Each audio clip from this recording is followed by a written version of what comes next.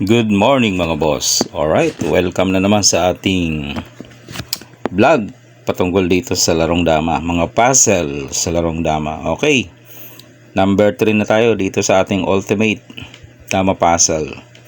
Unang sulong ang pula, talo ang itim. Yan, solve nyo na mga boss. Okay, dito sa puzzle na ito nakaumang na. Okay, nakaumang na yung itim. Ibig sabihin, kahit anong isulong ng pula ay kakainin niya na ito kasi walang walang harang, walang depensa, no? Sa mga puzzle, hanapan mo lang ng solusyon. Yun lang naman ang ng puzzle eh. Pag sinabing puzzle, hahanapin mo lang yung key move, ang solusyon. Hindi ito yung laro. Pag laro kasi, laro yan ng dalawang tao.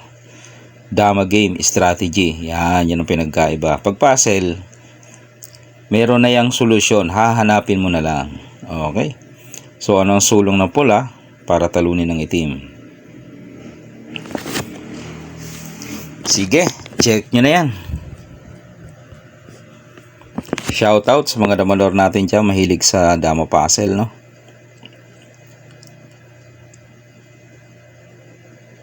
Okay, kung hindi mo makita, papakita na natin. Ang key move natin dito ay ito. Yan. Sasabay ka. Siyempre, hindi niya muna pwedeng kainin tong isa. Kasi, ayun o, obligado ang dos. Yun. Yun yung majority.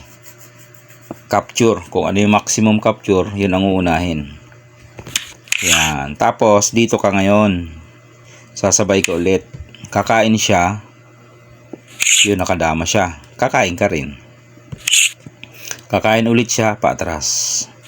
O dito, ang gagawin mo naman, isulong mo ito. Yan, kakain yung dama niya. Okay, huwag mo munang babanatan. Ito, dito ka sa kabila. Yan, kakain siya ng dalawa. Dahil dama yan, pwedeng malayo o kaya dito lang. Okay. Tapos, yan na. Kita mo na, no? Yo, pakain. Pakain. Ayun. Diba? Dama ka dun sa 12 sa dulo. Ibig sabihin, yung tatlo ay hindi natatawid. Balik-balik ka na lang dyan eh. O, diba? Nagpakain siya doon. Dalawa. Lulusot siya dito. Di babantayan mo. O, pagbaba niya, ilalak mo.